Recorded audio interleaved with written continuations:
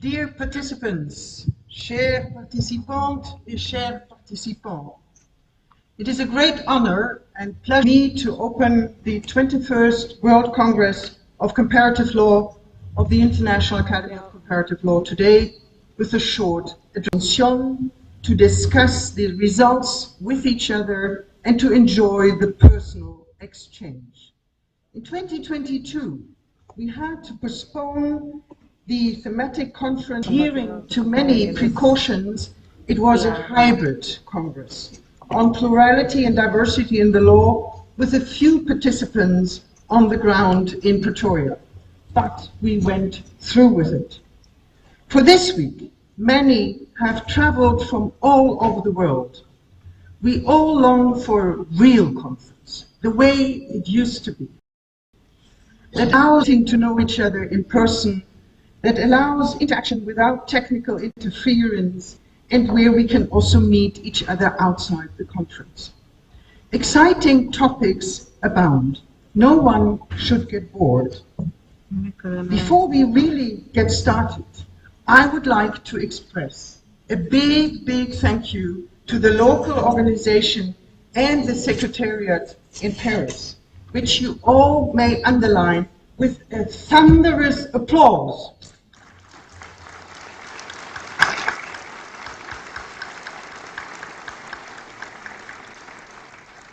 Muchas gracias por su excelente organización y su gran hospitalidad. Ce matin, dès le début, je voudrais offrir quelques considérations sur le thème de l'enseignement du droit comparé. Plus précisément, la question de la réelle contribution de notre Académie à l'enseignement du droit comparé. Trois raisons justifient, à mon avis, d'accorder toute notre attention à ce sujet. First, all of us, or many of us, teach comparative law to the new generations of lawyers. It should to engage and fascinate young students about the wonderful world of comparative law. How do we do that? What topics do we cover? What material do we use? Just introductions to comparative law, where we find interesting descriptions and explanations of which ones, their main features and characteristics, or where a specific area of law, contracts, constitutions, water pollution, or illicit gaming is analyzed from a comparative perspective, or where we can find considerations and reflections on comparative methodology. The number of choices on how and what to teach is huge, and these choices also depend on the students. Who are they? How much knowledge do they have about their own jurisdiction?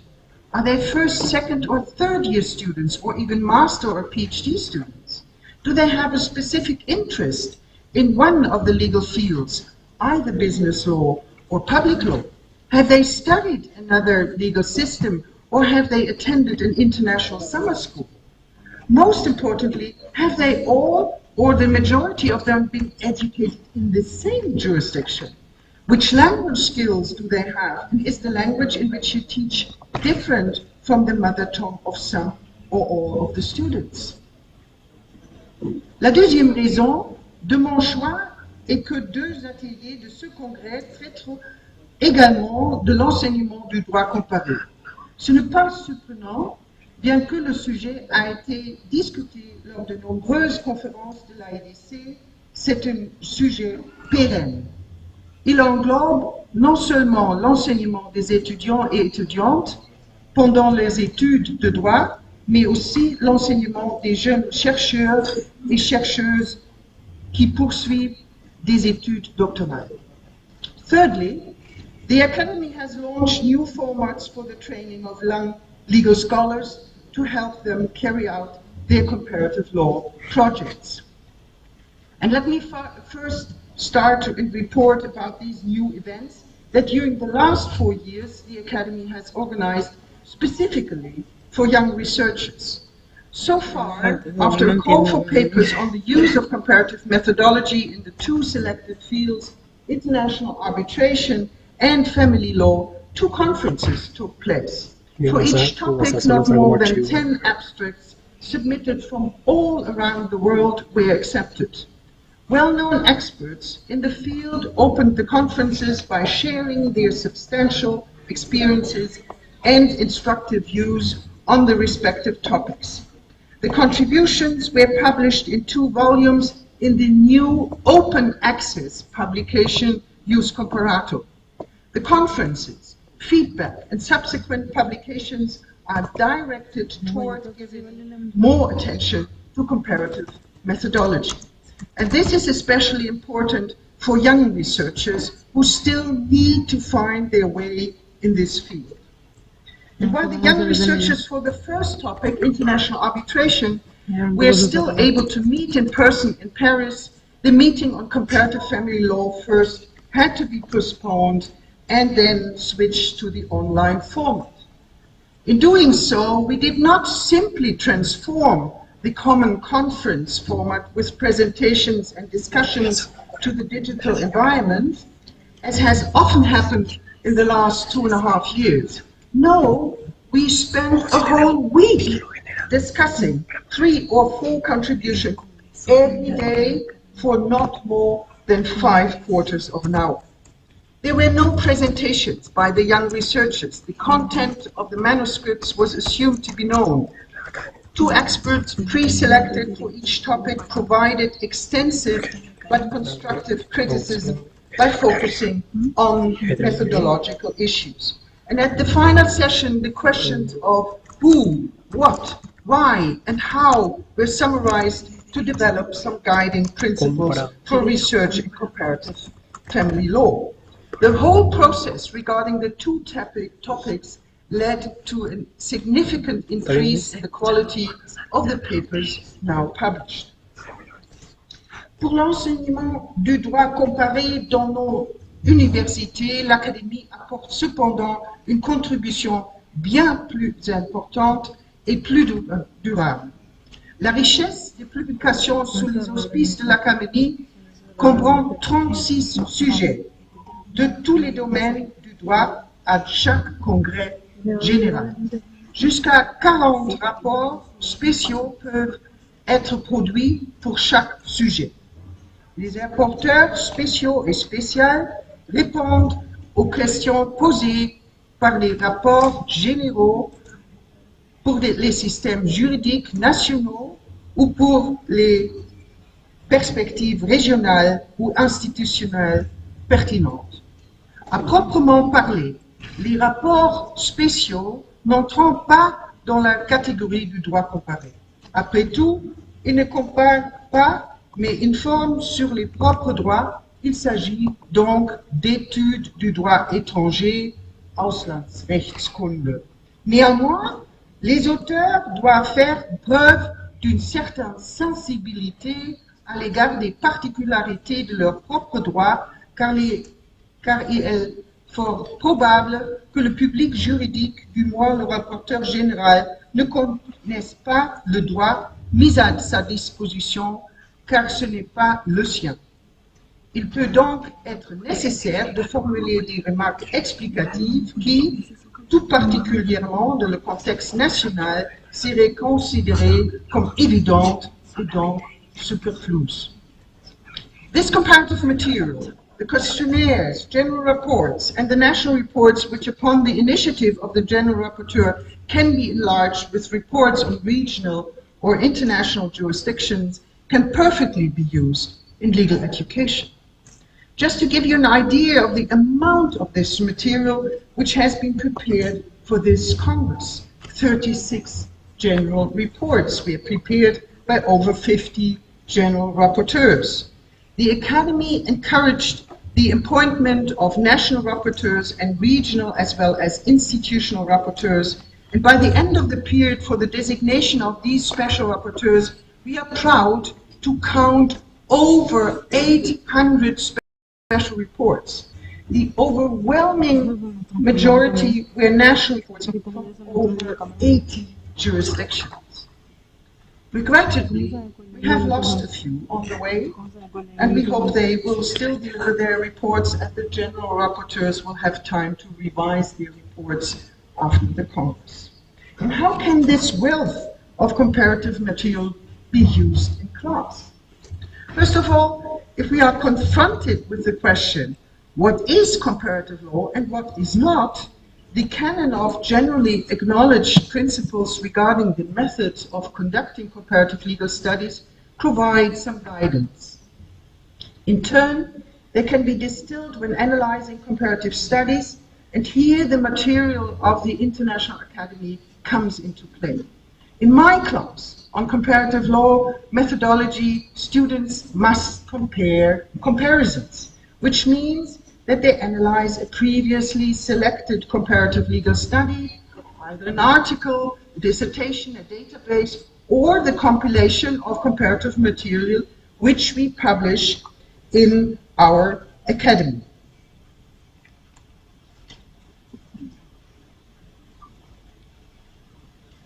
The aim is to make them aware of the various steps that should be taken, such as which jurisdictions have been chosen, and how this has been justified, whether the descriptive parts can be distinguished from the analytical, explanatory, and evaluative parts, which sources have been used, and what the aim of the comparative study is, and whether this has been achieved.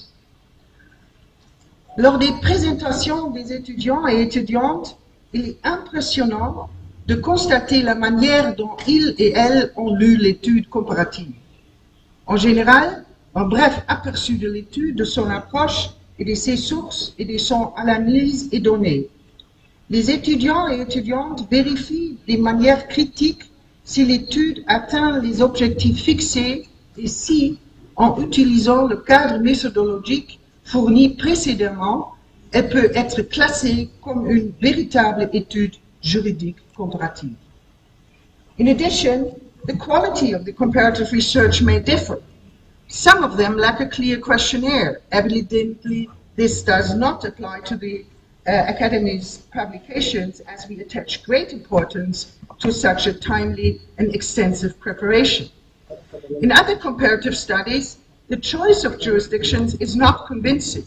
Some lack a consistent comparison, whereas others contain national reports which are disjointedly put together. It is up to the students to detect which comparative legal study contains flaws and missteps, and which take the necessary methodological steps. Moreover, the aim of the comparative studies and the collection of information about the legal systems should be kept in mind. And finally, if applicable, the students conclude with recommendations to correct detected flaws.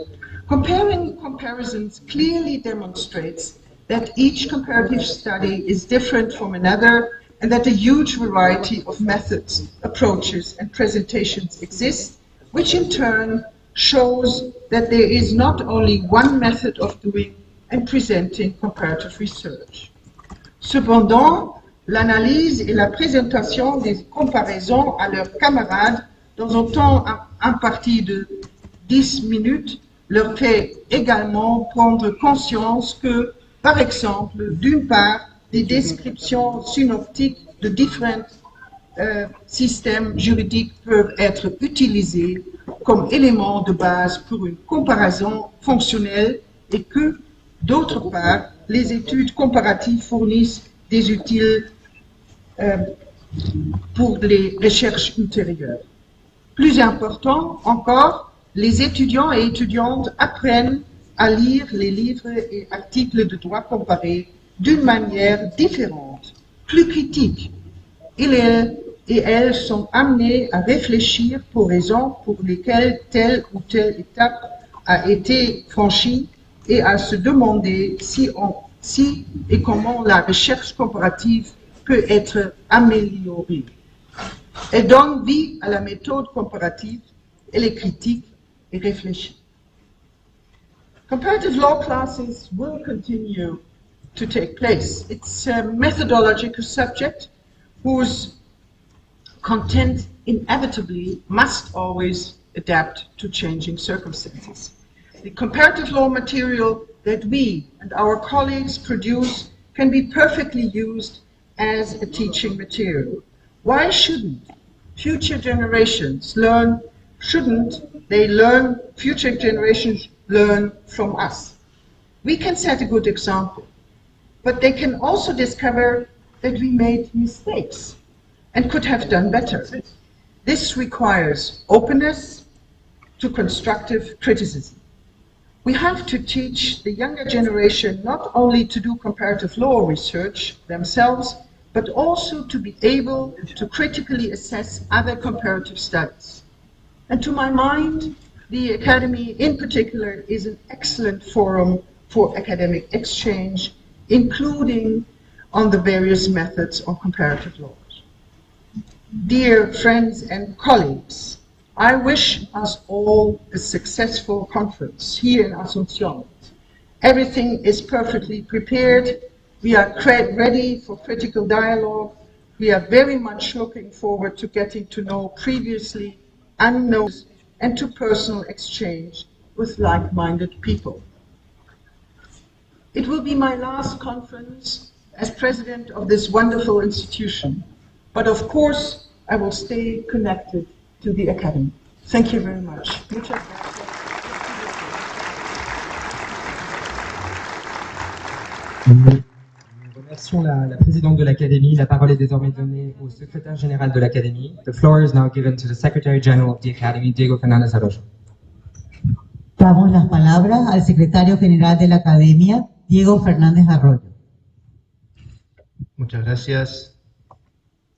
Je voudrais tout simplement, avant introduire mon cher ami et renommé professeur Alejandro Garro, de remercier Madame la Présidente, remercier aussi José Moreno de CEDEP pour tout ce qu'on fait, la possibilité d'avoir cet impressionnant congrès aujourd'hui à Asunción. Je suis très content d'être ici, d'être soutenu pour les autorités de tous les pouvoirs du Paraguay. Muchas gracias por estar aquí. Mais peut-être on voit la dimension de ce qu'on fait quand on voit ici le secrétaire des affaires juridiques de l'Organisation des États américaines, toutes les autorités de l'UNIDROIT. Je pense qu'à Rome, il n'y a personne. C'est le président, la présidente, le secrétaire général, la secrétaire générale adjointe et plusieurs membres de Government Council. Nous sommes vraiment heureux. Et on a la secrétaire générale du CIRDI, et je m'arrête ici, mais c'est vraiment formidable de ce qu'on a pu faire après tout ce temps de passé. Et même si on est très conscient de l'importance de réduire les voyages et d'être très attentif vraiment à l'urgence du changement climatique, on ne peut pas tenir une académie de cette importance et de cette portée sans retrouver physiquement. C'est impossible. Donc, si un jour on décide de ne pas nous rencontrer personnellement, on doit arrêter avec l'académie. D'autres façons, c'est pas possible de le faire. Et I am sure some of you are wondering why we have selected arbitration as the topic for the inaugural lecture. And I think that the answer is quite easy, because there are few fields in law in which comparative law is so needed, so evident. Professor Gaillard called comparative law in arbitration the second nature of an arbitrator, and it is evident as it's like this. Of course, it is not the only field. When we talk nowadays about lawmaking, preventing conflicts, settlement of disputes, it is absolutely impossible to do it without comparative law. when in Paraguay we decided to enact the arbitration, the Paraguayan Arbitration Act, we looked at the comparative result made by the United Nations by means of the model law, and that is in the basis the Arbitration Act of Paraguay.